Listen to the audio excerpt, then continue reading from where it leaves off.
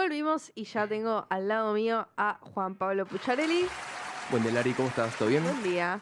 Con su clásica columna de noticias internacionales. Así es, vamos a estar hablando, obviamente, de lo que dejaron las elecciones en Estados Unidos, de este martes 5 de noviembre, y obviamente del triunfo de Donald Trump, que va a tener su segundo mandato como presidente de los Estados Unidos, va a estar asumiendo el próximo 20 de enero del 25. Obviamente ya veníamos hablando del tema, ¿no? Así Sí. que vamos a profundizar en algunos aspectos que ya veníamos comentando, ahora que terminó la campaña. Una de las cosas que habíamos explicado es que es un sistema electoral particular que no es por voto directo, sino indirecto, con colegio electoral. 270 era el número mágico de electores para quien quisiera ganar la elección. Ujú. Donald Trump en este momento está en 295, y digo en este momento porque hay algunos estados que siguen contando, hay algunos estados que tienen particularidades, cada estado define su método de votación. Para decirlo rápido, no están todos los estados contados, así que Trump podría llegar a pasar los 300 electores. Ujú. Hay que ver qué pasa en Nevada, en Arizona, pero lo cierto es que está absolutamente ratificado su triunfo porque pasó los 270, como decía. También gana el voto popular, 50,7%, contra el 47,7% de Kamala Harris, la candidata del Partido Demócrata, que está en 226 electores, muy lejos de lo que necesitaba. Paradójicamente, en 2020 Trump sacó menos votos, perdiendo la elección perdón, en 2020 sacó más votos perdiendo la elección que ahora, que sacó Ok. menos votos, pero ganó. ¿A qué me refiero? A que la explicación no está tanto en que Trump sumó millones de votos, sino que el Partido Demócrata perdió millones de votos. Recordemos que no es una elección obligatoria. Claro. Entonces la movilización del electorado es clave. Para poner unos números, en 2020 el Partido Demócrata sacó 81 millones de votos con Biden como candidato y ahora sacó 69. Es Claro, decir, bajó. bajó muchísimo, Mm. bajó 12 millones de votos. Mientras que Trump se mantuvo parejo, pero bajó un poco. 73 millones de votos sacó ahora y 74 en 2020. Repito que falta terminar de escrutar algunos estados, pero más o menos el trazo grueso es ese, ¿no? Sí. Entonces, volviendo, tenemos a Trump que regresa a la Casa Blanca, que gana el voto popular, además del colegio electoral, por primera vez gana el voto popular. No pasaba desde 2004 con los republicanos, con la reelección de Bush hijo. También va a tener mayoría en el Senado del Partido Republicano. 50 era la cantidad necesaria de bancas, ya llegó a 53. Posiblemente la tenga en la Cámara de Representantes, aunque todavía no se definió, porque, repito, faltan algunos estados por terminar de escrutar. Necesita 218 de bancas para tener la mayoría en la Cámara de Representantes. Tiene 211 por ahora, Ok. 211, vamos a ver qué pasa ahí. Y además tiene una super mayoría conservadora en la Corte Suprema de Justicia, de 6 a 3 miembros de la Corte, que ya había dejado en su anterior mandato y que va a seguir esa tendencia por muchos años más. Así que realmente concentró un poder fenomenal, poder ejecutivo, legislativo y judicial, alineados en el proyecto trumpista 2.0, ¿no? Un paréntesis sobre lo que también se votaba el martes, que tiene un matiz interesante. Se votaban enmiendas en varios estados. Esto pasa todo el tiempo en Estados Unidos, que junto con la elección presidencial se votan enmiendas. Cada estado define qué enmienda va a votar. Muchas de las enmiendas que se votaron en diversos estados están vinculadas a la ampliación del derecho al aborto, que paradójicamente, en medio de esta avanzada conservadora, la mayoría de esas enmiendas ganaron, incluso en estados donde ganó Trump. Por ejemplo, en Missouri ganó Trump cómodo y también ganó cómoda la enmienda en favor del derecho al aborto. Mm. ¿Cómo se explica eso? Bueno, gente que no quería votar al Partido Demócrata o a su candidata, pero sí le interesaba una cuestión particular que hace ya algunos años que viene provocando mucho revuelo en Estados Unidos. Ahora comentamos Sí. la reversión del fallo Roe vs. Wade en 2022, que fue un retroceso de 50 años para Estados Unidos en materia del derecho de las mujeres a decidir sobre su propio cuerpo. No ganó en Florida, que es el tercer estado más poblado del país. No ganó ahí la enmienda, necesitaba 60% para ser aprobada. Se quedó unos puntos por debajo, pero también pasó el 50% en Florida. Así que Mm. es un dato interesante, ¿no? Vamos a escuchar a Donald Trump en la noche del martes, así se dirigía a la nación luego de confirmarse su triunfo. Frankly, this was, I believe, the greatest political movement of all time. There's never been anything like this in this country and maybe beyond. And now it's going to reach a new level of importance because we're going to help our country heal. We're going to help our country heal. We have a country that needs help, and it needs help very badly. We're going to fix our borders. We're going to fix everything about our country. And we made history for a reason tonight, and the reason is going to be just that. Ahí pasaba Trump en la noche del martes. Decía, francamente, este fue, yo creo, el movimiento político más grande de todos los tiempos. Nunca ha habido nada como esto en este país y quizás más allá. Ahora va a alcanzar un nuevo nivel de importancia porque vamos a ayudar a curar a nuestro país. Tenemos un país que necesita ayuda y la necesita desesperadamente. Vamos a arreglar nuestras fronteras, vamos a arreglar todo sobre nuestro país. Hicimos historia por una razón esta noche y la razón será simplemente esa. Siempre está bueno analizar los discursos de los candidatos, o bueno, en este caso el presidente electo, porque muchas veces jerarquizan el nivel de importancia de lo que le asignan a las cuestiones políticas en su discurso. En este caso, que jerarquiza claramente la cuestión migratoria, la cuestión de las fronteras. Fíjate que dice, vamos a arreglar nuestras fronteras, vamos a arreglar todo sobre nuestro país. Claro. Primero, las fronteras, ¿no? Efectivamente, después la cuestión... todo el resto. Exacto. Efectivamente, la cuestión de las fronteras se vincula con el gran éxito de Trump, que es la cuestión del voto latino. Se hizo muy fuerte entre los votantes latinos. Cuando digo votantes latinos me refiero justamente a latinos que tienen... digamos que están legalizados en el país, claro, que pueden votar justamente porque están legalizados, no podrían votar si no. Hay una cuestión ahí que no va a haber tiempo en esta columna para desentrañar, digamos, pero que es la diferencia entre las oleadas de latinos que llegaron hace décadas al país, que ya están asentados, que tienen familia, que tienen un trabajo estable y quizás hasta han acumulado o alguna fortuna o que ya son casi ciudadanos estadounidenses. Exactamente, que no quieren tener nada que ver, este es el punto, con las oleadas nuevas de migrantes latinos que huyen desesperados y con lo opuesto muchas veces de sus países, sobre todo en América Central, ¿no? Sí. Pero también de Venezuela, también de otros países. No hay una cosa tal como la comunidad migrante, como un todo homogéneo, articulado y es cohesionado. Para separarse de esta idea de que todos los inmigrantes son ilegales, yo no quiero tener nada que ver con esto, me separo de este discurso. Exactamente, es muy interesante eso y es fundamental para entender lo que pasó en esta elección. Como decía, mejoró muchísimo Trump en el segmento de votantes latinos, también mejoró en las mujeres blancas, en un segmento de la comunidad negra de bajos estudios universitarios. Realmente fue una elección excelente. También en los jóvenes, alrededor de 10 puntos mejora en los jóvenes, entre 10 y 15 puntos en los latinos. Es decir, una elección soñada para Trump, pese a que, repito, sacó menos cantidad de votos, o eso aparenta, hay que ver el número final de votos cuando se termine todo, pero sacó menos que en 2020, ¿no? En cantidad de votos. Y yendo a las razones estructurales, más allá de las cuestiones electorales puntualmente, bueno, del lado demócrata es muy fácil decir que un oficialismo impopular difícilmente relija, ¿no?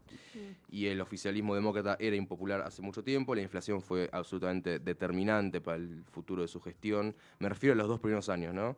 Biden asume el 20 de enero del 21 y entre la salida de la pandemia y el fogonazo inflacionario por la guerra en Ucrania en 2022, ¿te acordás que la guerra en Ucrania hace disparar el precio de los alimentos y de los combustibles? Eso le pegó muy fuerte, no solo a Estados Unidos, también a muchos países de Europa Occidental, por ejemplo.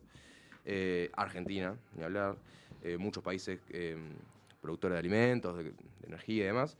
Pero bueno, Estados Unidos, que después logró, el gobierno de Biden, quiero decir, logró bajar la inflación fuerte después de ese pico. Bueno, ese pico provocó en la gente la sensación, y no solo la sensación, sino una pérdida de poder adquisitivo, que después no hubo una narrativa que alcance, pese a que efectivamente, como digo, se bajó la inflación fuerte en esta segunda mitad de mandato de Biden, ¿no? No solamente la inflación fue determinante, aunque yo diría que es el factor principal que prevaleció por sobre el clivaje democracia versus fascismo, o las cuestiones incendiarias, ¿no?, de Trump.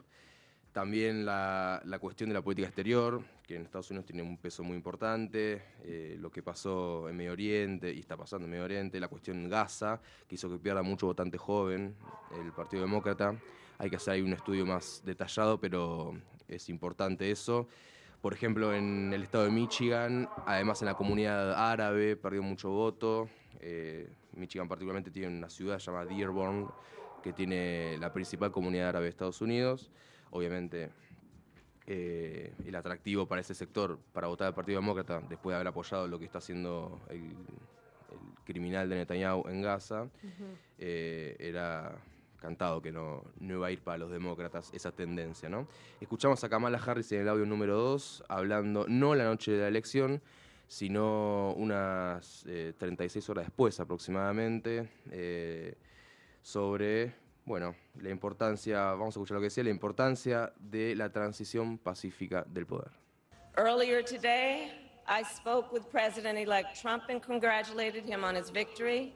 I also told him that we will help him and his team with their transition, and that we will engage in a peaceful transfer of power.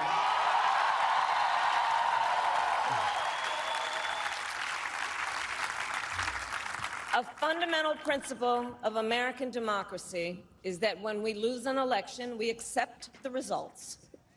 That principle, as much as any other, distinguishes democracy from monarchy or tyranny. And anyone who seeks the public trust must honor it.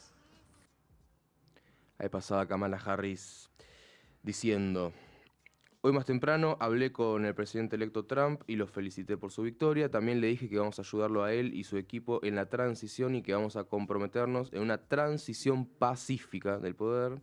Un principio fundamental de la democracia estadounidense es que cuando perdemos una elección aceptamos los resultados. Ese principio, más que ningún otro, distingue a la democracia de la monarquía o la tiranía, y cualquiera que busca la confianza pública debe honrarlo. Me parece interesante traer este testimonio, básicamente porque tanto cuando dice la importancia de la transición pacífica del poder, como cuando dice la importancia de que se reconozca el resultado, sea cual sea, te beneficie o no, le está hablando al presidente electo, que nunca nos olvidemos que está volviendo a la Casa Blanca sin haber reconocido que perdió las elecciones anteriores. Exactamente, y que fue instigador de la turba iracunda que invadió el Capitolio el 6 de enero del 21 en Washington, cuando se estaba certificando el triunfo de Biden. Sí. Y eso lo quería mencionar brevemente. Y que si llegaba a perder estas elecciones, probablemente Exactamente. no los iba a reconocer como perdedor. Estaba cantado. De hecho, en un comienzo de la noche del martes, empezó a amagar con: ojo, en Pensilvania nos están diciendo que hay choreo, más o menos dijo eso. No salió con la potencia con la que salió en 2020, justamente porque rápidamente se inclinó la balanza para su lado. Pero para recordar brevemente lo que pasó en 2020, que fue realmente algo muy grave, y hay que entender que fue algo muy grave en el país de la institucionalidad, ¿no?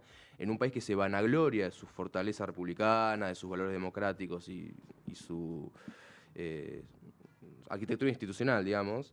En ese país, no en otro que puede estar más relativizado eso, en ese país que hace gala históricamente de su vigor institucional, tuviste un presidente en 2020 saliente que no reconoció su derrota, pero no solo no reconoció. Acá traje, pues yo me acordaba algo más de esa noche del 4 de noviembre de 2020, me estoy refiriendo a hace 4 años.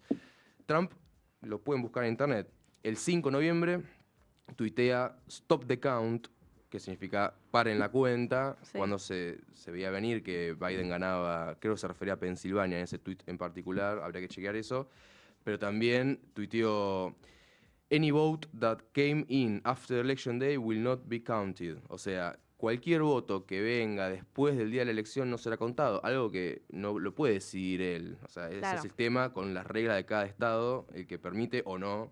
De hecho, bueno, ya pasaron 3 días de la elección y todavía se sigue no contando. hay datos No es que el presidente dice: bueno, hasta acá contamos y después mala suerte, no llegaron, la próxima será. No existe eso.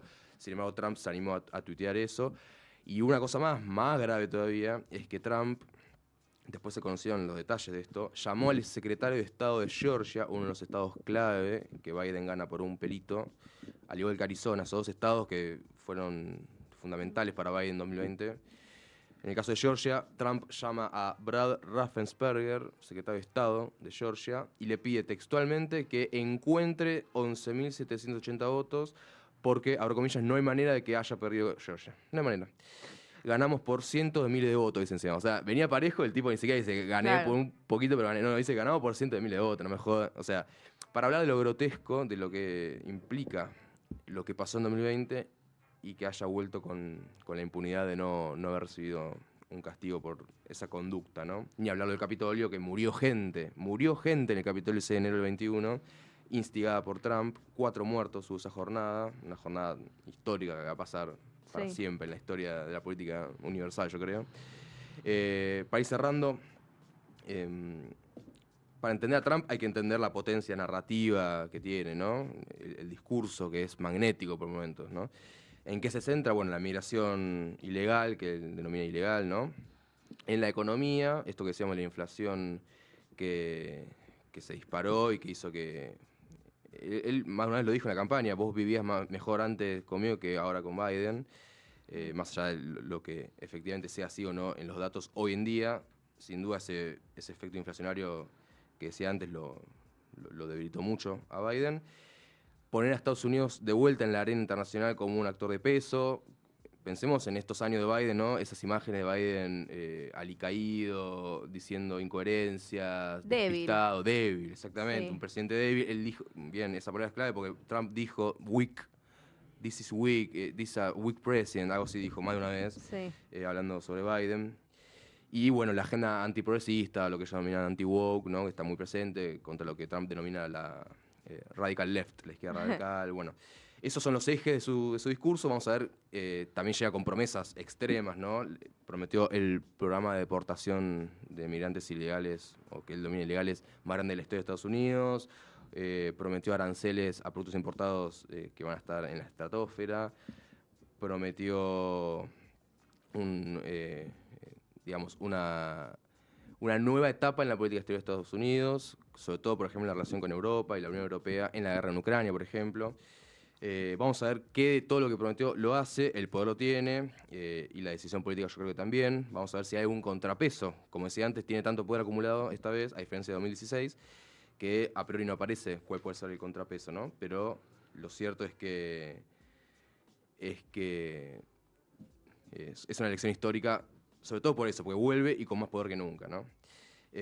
Así que bueno, para ir cerrando eso, recomiendo la lectura de algunos periodistas y académicos que son muy inteligentes, muy conocedores del tema. Juan Elman hizo una cobertura periodística para Cenital muy interesante, un diario de campaña estuvo por muchos estados durante meses, indagando las causas profundas del fenómeno trumpista que no se agotan en lo electoral, ¿no? Recomiendo mucho a Juan Elman, recomiendo escuchar a Juan Gabriel Tocatlián, yo diría el principal especialista en política internacional de nuestro país, a otros periodistas también. Bueno, fue y es un tema fundamental. No se entiende el mundo sin entender Estados Unidos, y no se entiende Estados Unidos sin entender el fenómeno trumpista, y para entender el fenómeno trumpista hay que leer y escuchar a los que saben, ¿no?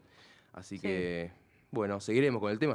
Yo estoy seguro que hay que ver cómo avanza esta presidencia, exactamente, ¿no? Esto recién empieza, se podría decir. Sí, cómo va a repercutir en nuestro país. En nuestro país, en nuestra región, por ejemplo, si hay una deportación masiva de millones de personas, no sé, se está hablando de 1 millón de migrantes irregulares deportados. Eso va a impactar fuertísimo, por ejemplo, en México, en América Central. Nadie sabe bien qué se viene para América Latina con Trump presidente. Y lo mismo para otras regiones, ¿no? Sí, hoy estuvimos hablando también con Alejandro Navas. Si recién enganchan el noticiero, pueden ver la nota con él, que es el economista del noticiero, que nos decía también que puede tener impactos negativos la presidencia de Trump en nuestra economía. Así que bueno. Eso totalmente. Por la guerra comercial, la inflación que puede venir, eso seguro. Sí. Así que bueno, muchas gracias, Juan. Un placer. Y lo despido a Juan y también los despido a ustedes porque es el momento de cerrar este noticiero. No se olviden que pueden escucharnos todos los viernes de 10 a 12 del mediodía. Esta vez lo dije bien, ¿vieron? Así que bueno, primero voy a saludar a las personas que lo hacen posible. Un saludo para Nahuel Isela, productor y columnista de fútbol femenino. A Juan Pablo Pucciarelli, columnista de Noticias Internacionales, y a Diego González, operador técnico de este noticiero. Mi nombre es Lara Valeiras y nos vemos la semana que viene. Chao.